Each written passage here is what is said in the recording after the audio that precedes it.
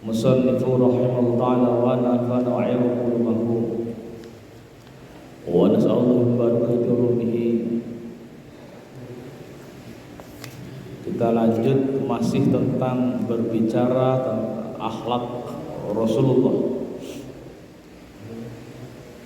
karena saking luasnya pembahasan kita ini masih ada beberapa halaman tentang akhlak beliau, dan sekali lagi ini mudah-mudahan kita bisa meniru dari karakter dan kepribadian beliau. Kalau dalam kitab aslinya, kitab Ihya Ulumuddin ini sudah menyelesaikan jilid kedua. Kitabnya itu segini-gini, 4 jilid.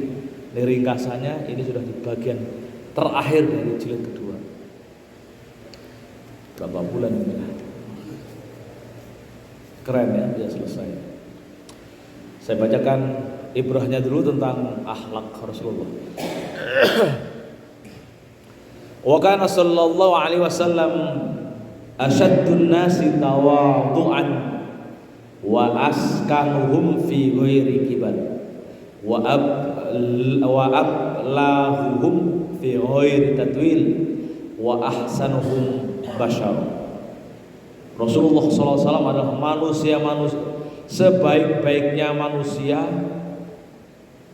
atau orang yang serba paling tawadhu, paling cool bahasanya. Nggak pernah sombong walaupun sedikit pun. Kalau berbicara tegas, lugas, dan bisa dipercaya, dan wa ahsanuhum bashar, dan sebaik-baiknya manusia. Tidak sombong, ngomongnya nggak bertele-tele, lebih suka menjadi pendengar daripada yang ngomong. Nah, itu salah satu ciri-ciri beliau. Karena tawadhu, tidak sombong, itu baik, maka bahkan di dalam salah satu hadisnya, misalkan kesombongan itu bisa menghalangi orang untuk masuk surga walaupun dikit banget, kecil banget sombongannya. Karena la yadkhul jannah ma fi qalbihi dzarratan minal kibar. Tidak akan masuk surga orang yang di dalam hatinya masih ada sekecil apapun rasa dari kesombongan, takabur. Karena Allah menjelaskan bahwasanya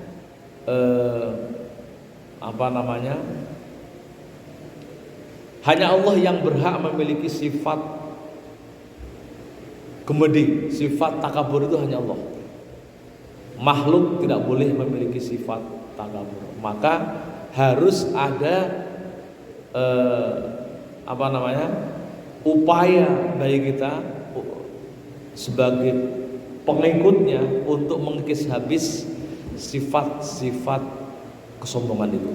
Nah, ikutilah akhlak Rasulullah yang disebut sebagai asaddun nas tawadhu'an, orang yang paling tawadhu, rendah diri, wa askanuhum, dan orang yang paling cool, fi ghairi kibar, tidak ada ketakaburan. La yahummu syai'un min umurid dunya, tidak berlebihan, tidak berhura-hura dalam persoalan dunia. Khatamuhu min fiddatin yalbasuhu fi khinsirihil aiman wal aisar. Bahkan cincinnya itu dari perak yang dipakai di jari kanan dan kiri. Maka dalam syariat Islam Karena kesederhanaan itu maka kemudian bagi laki-laki diharamkan untuk memakai perhiasan yang terbuat dari emas. Rasul sendiri cincinnya terbuat dari perak, dipakaikan di kanan dan kiri. Yar kabul himar wayar dufu wayar dafu khalfahu abduhu au ghairu. Naiknya naik keledai, bukan kalau simbol kendaraan mewah itu kan mungkin unta yang punuk dua. Unta itu ada punuk satu, ada punuk dua, ada kuda, ada keledai. Nah, beliau itu lebih suka mengendarai himar, keledai. Keledai itu lebih kecil daripada kuda, menunjukkan kalau orangnya tidak banyak bergelimang harta, tidak suka memanfaatkan fasilitas-fasilitas yang mewah. Yarkubul himar, jadi menunggangi himar. Jadi kayak naik himar itu kayak kuda, tapi kuda kecil, keledai. Jadi menunjukkan kesederhanaannya.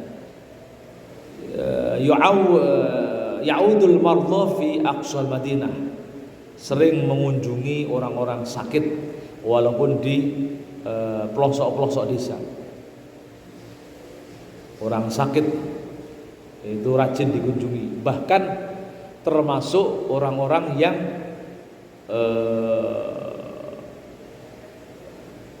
tidak sekeyakinan, tidak beragama Islam, mengunjungi orang sakit. Beliau termasuk orang yang suka mengunjungi orang sakit.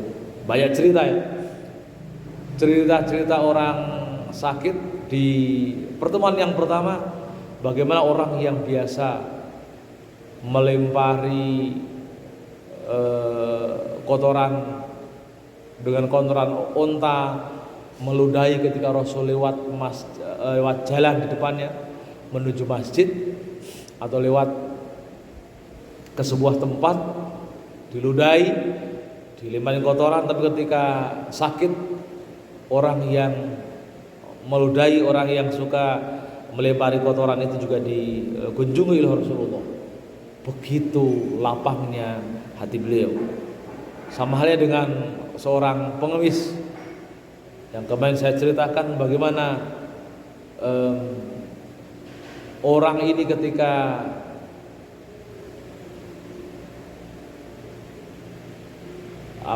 buta dan setiap hari yang diobrolin adalah mencela dirinya, tapi beliau tetap menyuapinya. Itulah manusia yang sebaik-baik manusia, yang lapang dada dan tidak masalah orang membencinya. Yuhibbut tayyib, suka memakai wangi-wangian. Wa yujalisul fuqara, suka mengajak ngobrol orang-orang fakir. Bayangkan seorang presiden nongkrongin ngobrol dengan orang-orang fakir, ngajak ngobrol. Wa yu'akil masakin, memberikan makan orang miskin. Wa yukrimu ahlal fadli, memuliakan orang-orang yang memiliki keistimewaan. Wa yata'allafu ahla syarafi bil birri lahum, dan berbuat lembut terhadap orang-orang yang dihormati dengan menunjukkan kebaikan padanya. Wa yasilu rahimahu, menjalin tali silaturahim. Wala yajifu ala hadin, tidak orangnya itu gerapea. Gerapea itu asik diajak ngobrol. Yukbilu ma'dziratal mu'tadzir ilaihi, selalu menerima maaf. Yamzahu, memuji, wala yaqulu illa haqqan, memuji dan selalu memuji, dan tidak pernah ia tidak berkata kecuali perkataan yang benar. Dhahkuhu tabassum min ghairi qahqahah. Ketawanya itu adalah senyum. Senyum bukan cekakaan. Kalau kita ketawa wah, wih, kalau beliau hanya senyum. Senyum min ghairi qahqahah, tidak cekakaan. Yarla'bal buah fala yunkiruhu. Senang bermain dengan hal-hal yang mubah dan tidak mengingkarinya. Senang main-main. Jadi main-main itu perlu main-main dan tidak mengingkarinya. Contoh yang terlihat adalah ketika ada sekelompok sahabat main gendang. Main gendang. Rasul senyum, senang melihat dan menikmati orang mendengar sahabatnya bermain kendang, kan begitu? Karena bermain kendang itu simbol ekspresi kebahagiaan. Nah, makanya di kita kemudian ada maulid, ada tangdung-tangdung itu menambah asik ketika baca sholawat. Nah, suatu ketika Umar lewat duduk di depan Rasul, langsung pada berhenti, tidak melanjutkan main kendang, takut dimarahin karena sebagian orang melihat main kendang itu dianggap mainan setan, dianggap begitu. Nah, maka ketika Umar lewat pada berhenti, lalu ditanya sama Rasul, kenapa berhenti? Ada Umar yang suka marah. Oh nggak, lanjut saja. Akhirnya kemudian disuruh dilanjutkan main kendang.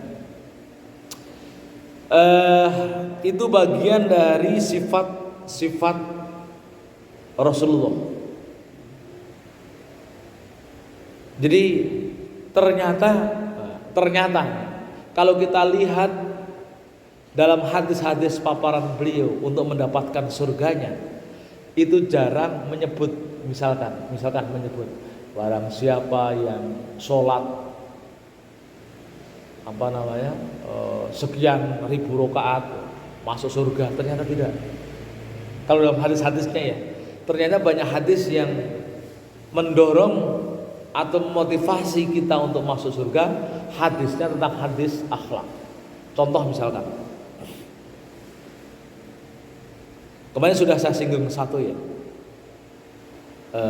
thalathun man kunna fihi hasabahu hisaban yasira wa yastaghfiru dzunubahu wa yaghfiru dzunubahu wa yadkhuluna al-jannah bighairi hisab. Tiga hal yang kalau kita lakukan itu kita bisa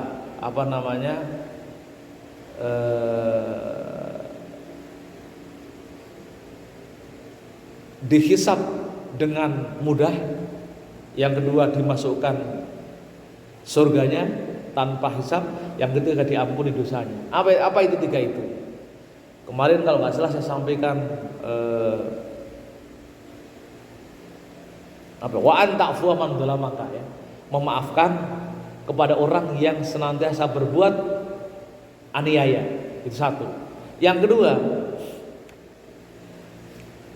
antu'tihi man la a'taka, memberikan sesuatu kepada orang yang tidak pernah memberikan sesuatu pun kepada engkau.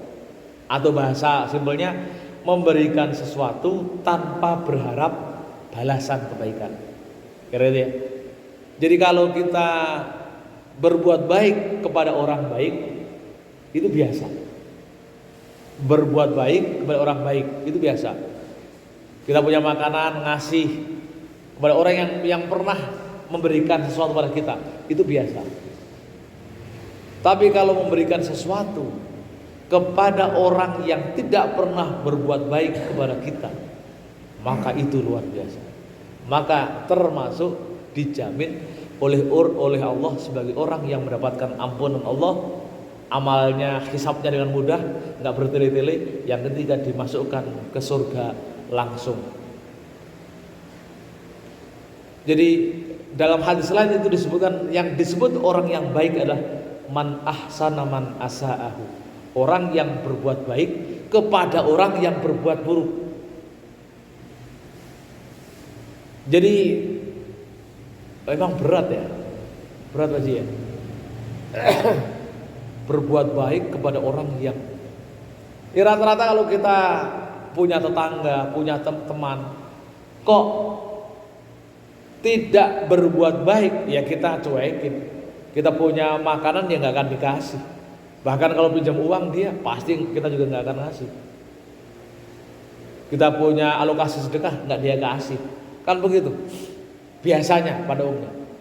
Tapi akan jadi luar biasa orang-orang yang tidak pernah berbuat baik kepada kita, lalu ketika kita punya sesuatu kita baikin dia, ya, tanpa harus meminta imbalan. Lalu yang ketiga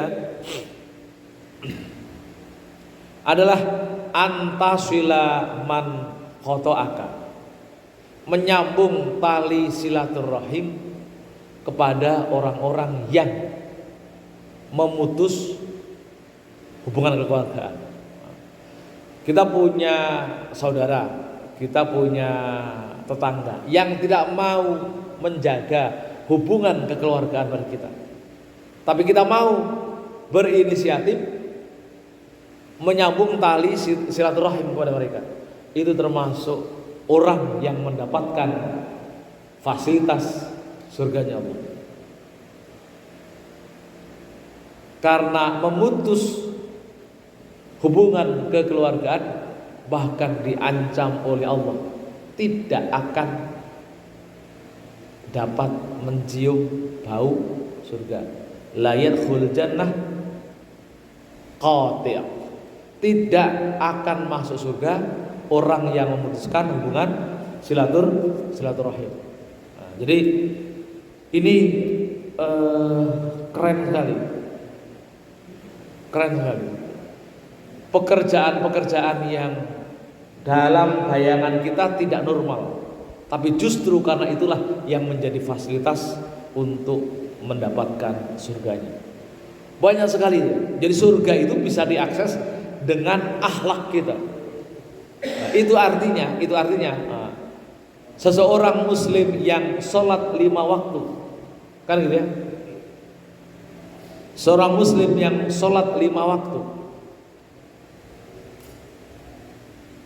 pokoknya yang wajib-wajib itu sudah dilakukan, lalu sempurnakan dengan akhlak mulia, maka surga mudah didapat.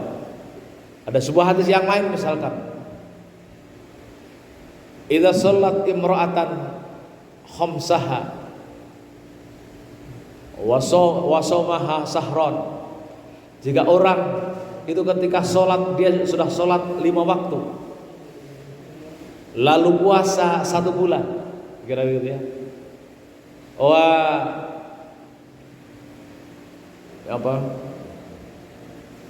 Menggauli pasangannya secara baik, maka kemudian kata Allah, yadkhul jannah min ayyi abwabin sya'at, dapat masuk surga dari segala pintunya, bisa milih dari sekian banyak pintu, bisa milih mau pintu yang mana. Jadi sholat 5 waktu, puasa, kalau mampu haji, lalu menggauli pasangan secara baik, lalu berbuat baik dengan yang lain, maka dia bisa masuk surga melalui pintu manapun juga. Nah, jadi akhlak yang ditonjolkan. Jamaah Allah, itu dari perilaku sesama manusia. Nah, syukur-syukur kita bisa mengikutinya ya. Kita bisa mengikutinya dan diterapkan setiap hari.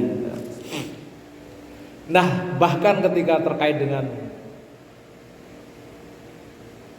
apa kekayaannya, beliau malah berdoa, Allahumma ahyini miskinan wa amitni miskinan. Ya Allah, berikanlah padaku kehidupan miskin dan matikanlah aku dalam keadaan miskin. Doa Rasulullah yang jarang dicontoh. Dengan berdoa memohon pada Allah agar diberi kemiskinan dan juga dimatikan dalam kondisi miskin. Itu doanya Rasulullah. Kalau kita banyaknya doa, ya Allah berikanlah kita atau berikanlah kami rezeki yang banyak. Kan begitu. Nah, kenapa Rasulullah meminta kemiskinan? Karena tadi persoalan hisab. Makin banyak harta yang kita miliki, makin lama proses hisabnya. Ingat cerita itu ya, tukang kayu ya. Pernah dengar cerita tukang kayu? Yang apa namanya? Tukang kayu mengikuti sayembara menemani orang kaya mati. Jadi orang kaya mati itu bukan sayembara. Siapa yang bisa menemani bapaknya ini yang mati, maka akan diberi imbalan sebagian atau 50% hartanya. Orang tukang kayu namanya pengangguran, susah makan, kan begitu. Jadi nemaninya hanya sampai 7 hari. Nemanin orang mati di kuburan itu kan, karena kata riwayat katanya malaikat akan datang ke alam kubur itu setelah langkahan ketujuh orang yang takziah meninggalkan kuburan tersebut. Nah, jadi dia hanya kan dikubur bersama orang kaya tersebut. Jadi ditemenin biar nggak takut. Kira-kira pikiran orang kaya itu begitu. Dan ternyata kan ketika 7 langkah pentakziah pulang, malaikat datang. Nah ketika datang, bukannya malah nanyain yang mati, tapi nanyain yang nemenin. Itu langsung ditanya, hei siapa kamu? Aku tukang kayu. Kenapa kamu di sini? Aku nemenin. Yang kamu bawa apa itu? Kapak. Kapak itu buat apa? Buat potong kayu. Dapat dari mana? Dari ini. Terus ditanya terus sampai 7 hari. Itu pertanyaan gak habis, hanya berbicara tentang kapak. Alat apa namanya? Pemilik tukang kayu itu. 7 hari ditanya tentang kampak, nggak selesai baru kampak. Jadi orang punya kekayaan kampak 7 hari nggak selesai ditanya oleh malaikat. Yang akhirnya pun ketika dibuka habis hari ke-7 langsung ngibrit lari, nggak mau menerima, nggak mau diambil bagiannya itu yang 50% kekayaannya itu. Gak mau. Oh, karena trauma. Masalah kampak aja ditanya selama 7 hari gak habis-habis. Tanya dari mana, buat apa, untuk apa, lalu kemudian dapat berapa, lalu untuk apa lagi, dan seterusnya. Ngampaknya di mana dan lain sebagainya. Nah, itu yang cerita Rasulullah. Allahumma amitni miskinan wa ahyini miskinan. Cerita-cerita orang soleh,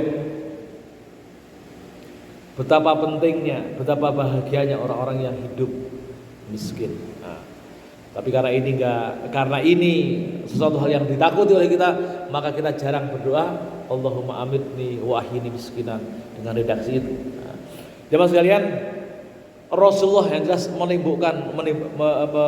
menunjukkan kesederhanaannya. Kemarin saya ceritakan bahwasanya uang, setiap kali menerima uang tidak pernah bertahan lama di dalam gegamanya. Ini mengingatkan saya cerita tentang almarhumlah Gus Dur. Gus Dur sebagai seorang kiai itu banyak sekali menerima pemberian termasuk uang, tapi nggak pernah beri yang lama karena selalu ada yang minta. Ada umatnya datang, nanti setiap kali datang cerita ngadu, ya udah uang yang dia langsung dikasihkan. Ini nggak pernah lama memegang uang.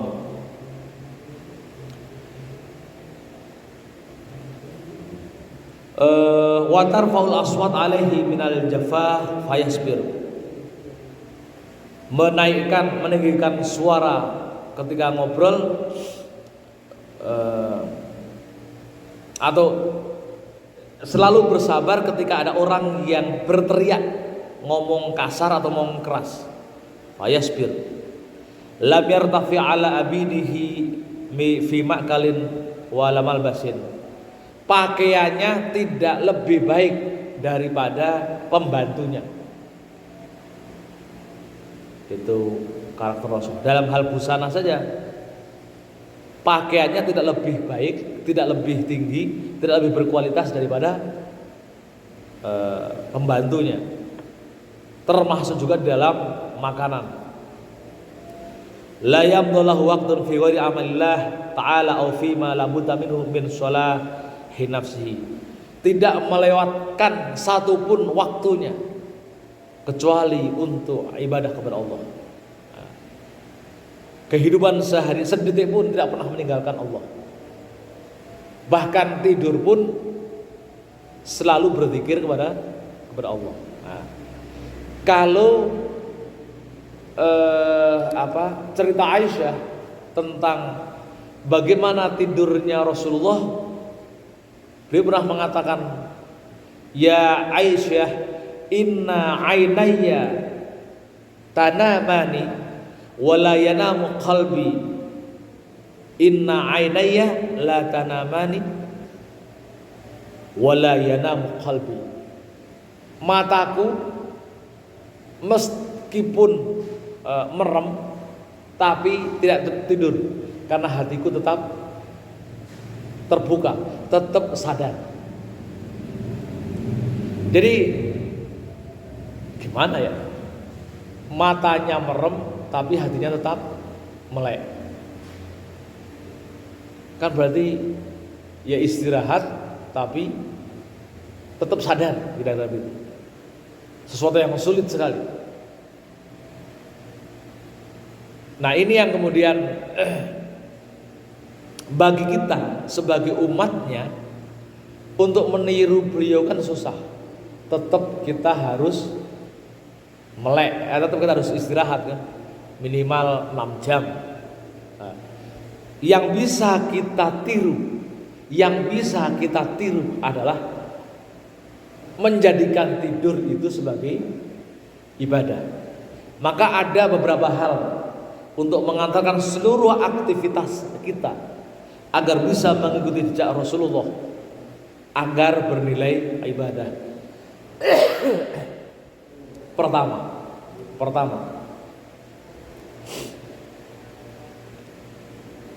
mangqara'a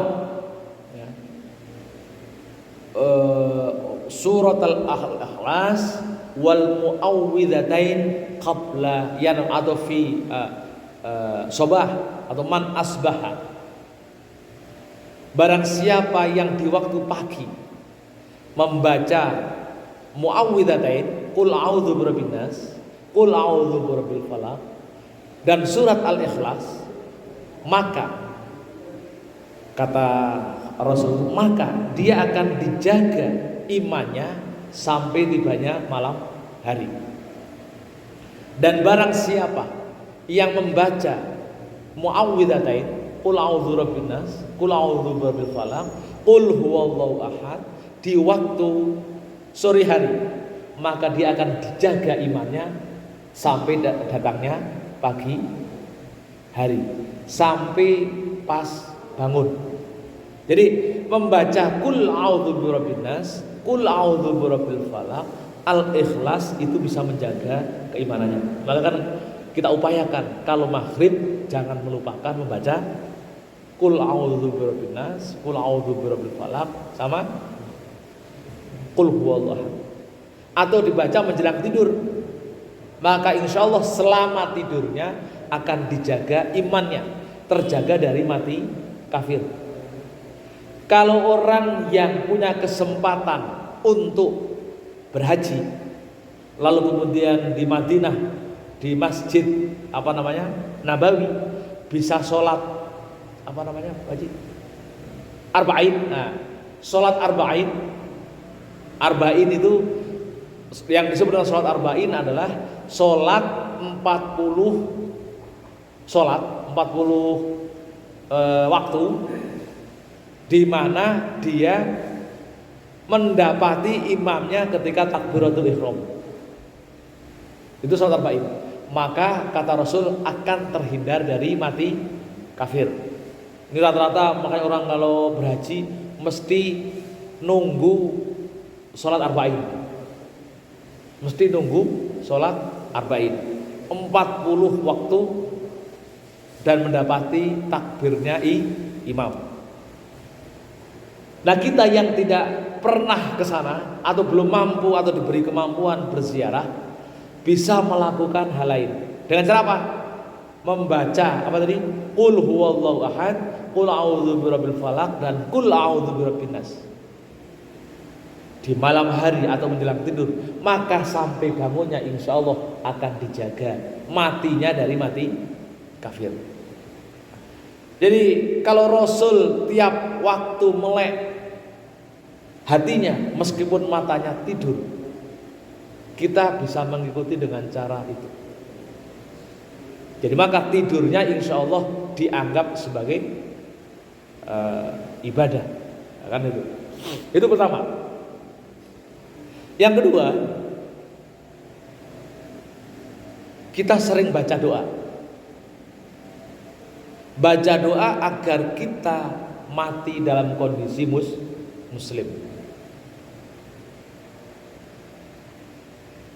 Allahumma tawaffani muslimin wa alhiqni bis-sholihin. Kan itu ya? Ya Allah, matikanlah kami dalam kondisi muslim, wa alhiqni bis-sholihin, dan temuilah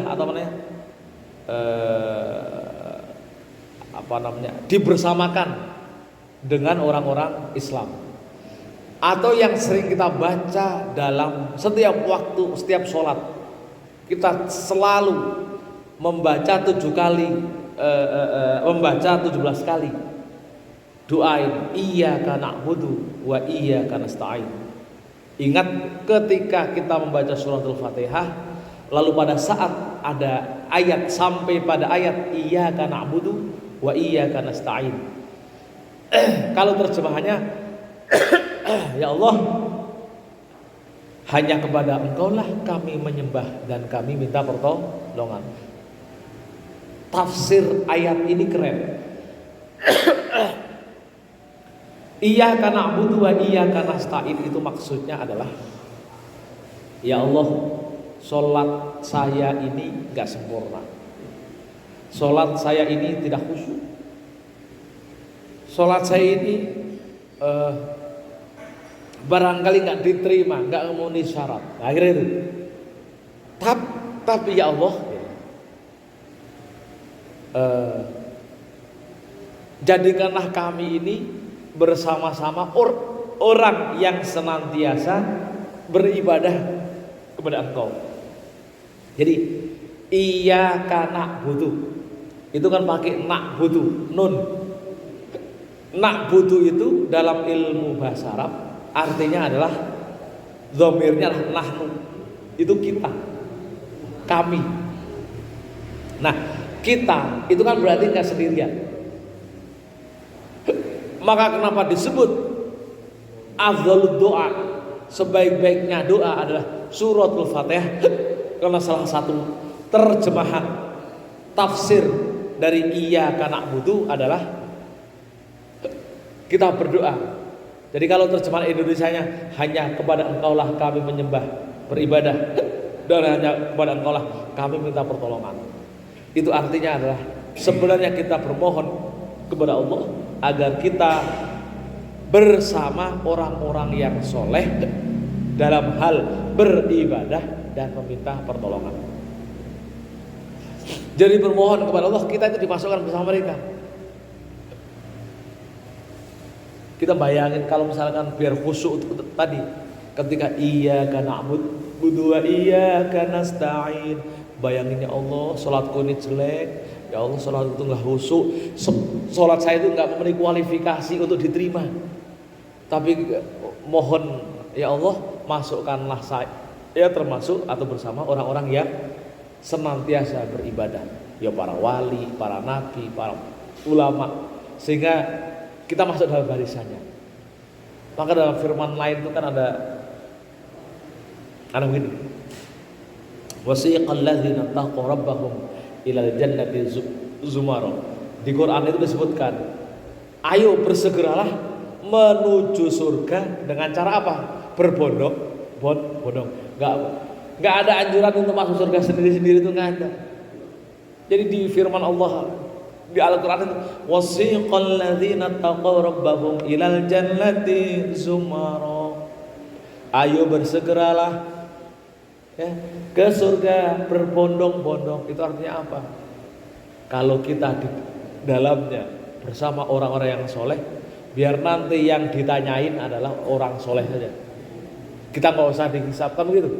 Ibarat kita masuk lokasi wisata, ada ketua rombongannya yang daftar, ini karcisnya, udah yang lainnya nggak diperiksa, belum masuk. Kira-kira begitu. Firman Allah kira-kira begitu maksudnya. Maka nanti kalau masuk surga, berharap wah kita bisa masuk satu rombongan dengan orang-orang yang soleh. Kan begitu.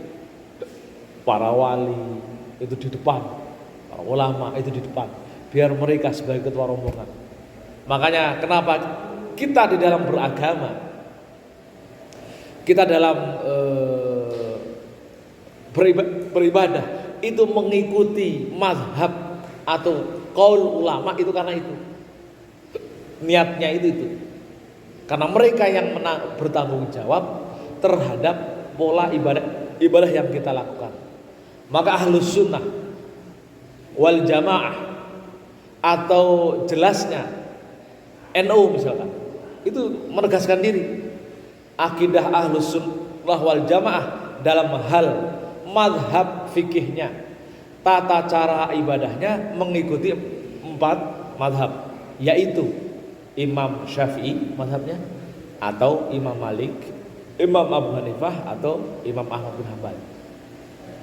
Dalam madhabnya gak usah ikut madhab yang lain, madhab Wahabi, Syiah, Mu'tazilah, gak usah.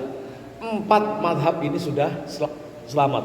Kenapa? Nah, karena mereka nanti yang akan berdiri di depan, menjamin dan memeriksa umatnya apakah betul-betul mengikuti ajarannya atau tidak. Dalam hal tasawuf itu merujuk kepada madhabnya Syekh Junaid al-Baghdadi atau Syekh Abdul Qadir al-Jilani dan Imam al-Ghazali, itu madhabnya. Jadi bertasawuf itu begitu, gak ada tasawuf lain. Karena itu dianggap yang nyambung ke Rasulullah. Dalam NU itu disebut dengan tariqah al-mu'tabarah, tasawuf yang mu'tabar, an-nahdiyah. Ikut itu tasawufnya. Nah, yang sudah kita lakukan sudah benar adanya. Habis sholat zikir seperti itu, tahlilan, sudah dianggap aman di tasawufnya. Tidak perlu bertasawuf berlebih-lebihan. Misalkan memisahkan dari umat, lalu mojo ditinggal di tengah hutan, bukan begitu. Tasawufnya Syekh Junaid al-Baghdadi, Syekh Abdul Qadir al-Jilani, atau Imam al-Ghazali. Dalam hal aqidah mengikuti pendapatnya Imam Asy'ari dan Imam Maturidi, udah ikutin, nggak usah keluar di luar mazhab itu. Kita banyak sekali tawaran-tawaran akidah yang kita harus hati-hati. Ada namanya akidah yang selama ini dipakai oleh dan menjadi acuan kelompok orang tertentu. Karena berakidah seperti itu, maka dia kemudian rela ngebom diri. Ini yang dipegang oleh kelompok terorisme, namanya Khawarij. Khawarij itu memiliki keyakinan setiap orang yang berbuat dosa itu dianggap kafir. Setiap orang yang berbuat dosa dianggap kafir, dosa besar. Misalkan orang yang melakukan perbuatan syirik bagi kelompok Khawarij dianggap kafir. Jadi bagi orang yang sering ziarah kubur, karena pada mereka kan ziarah kubur kan kemusyrikan, maka dianggap kafir. Karena kafir halal darahnya. Itulah kenapa ketika ngelihat kantor polisi pengennya ngebom, ngelihat ada orang non muslim pengennya dibunuh, itu karena akidahnya yang berbeda. Hati-hati, ini banyak yang masuk perlahan-lahan ke sekitar kita, tapi kadang kita tidak sadar kalau itu adalah aktivitas yang menuju ke sana. Maka ikutilah ajaran-ajaran guru kita, orang tua kita, insya Allah sudah aman. Insya Allah nyambung ke Rasulullah.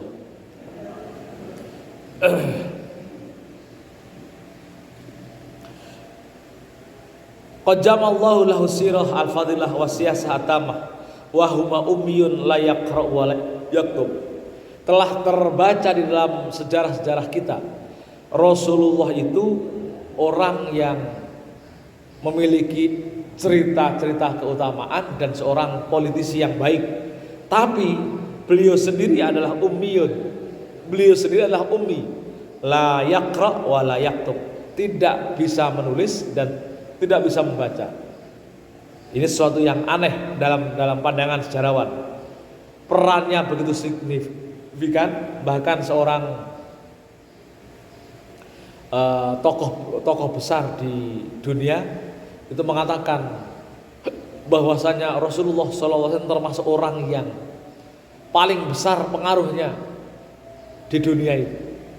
Padahal dia orang yang tanda kutip bodoh, tidak bisa membaca, tidak bisa menulis. Ini yang kemudian dalam ilmu ilmu tafsir disebut i'jaz. Salah satu kemukjizatan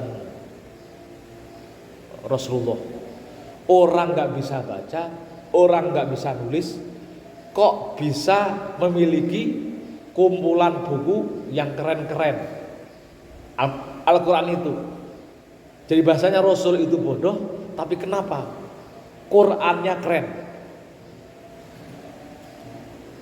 Orang-orang orientalis menyebut bahwasanya Quran itu karangan Rasulullah. Tapi para ulama membaca sejarah, Rasul itu ummi, nggak bisa baca, nggak bisa menulis. Kenapa Qurannya? Kenapa bukunya bagus? Misalkan ketika surat tentang Al-Fil, kan keren sairnya. Alam taro kaifa fa'ala rabbuka bi ashabil fil ala yaj'al kaidahum fi tadlil wa arsala alaihim tayran ababil. Ceritanya dan berisi alam taro kaifa fa'ala rabbuka bi ashabil fil. Cerita tentang ashabil fil yang saat itu menyerang pasukan gajah Raja Abraha ketika mau merusak Ka'bah. Kan begitu. Sampai Musailamah al-Kadzab itu nyaingi suratnya Al-Fil juga. Karena dia mengaku nabi, ditanya, kalau Muhammad punya surat Al-Fil, kamu apa untuk menunjukkan kenabian kamu? Lalu Musailamah Al-Kadzab mengarang ayat Al-Fil. Al-Fil ma huwal fil anfuhu tawil wa nailuhu shaghir wa udhunuhu kabir. Jadi apa itu gajah? Gajah itu adalah makhluk yang memiliki hidungnya panjang, ekornya kecil, telinganya besar. Cuman gitu artinya. Ya kalah disandingkan. Gak maknanya hanya makna cerita tentang gajah. Tapi kalau Rasulullah syair yang penuh makna. Alam taro kaifa fa'ala rabbuka bi ashabil fil. Apa itu ashabil fil? Pasukan gajah kan. Alam yaj'al kaidahum fi tadlil. Yang pasukan itu punya pemahaman yang sesat, pengen menghancurkan Ka'bah.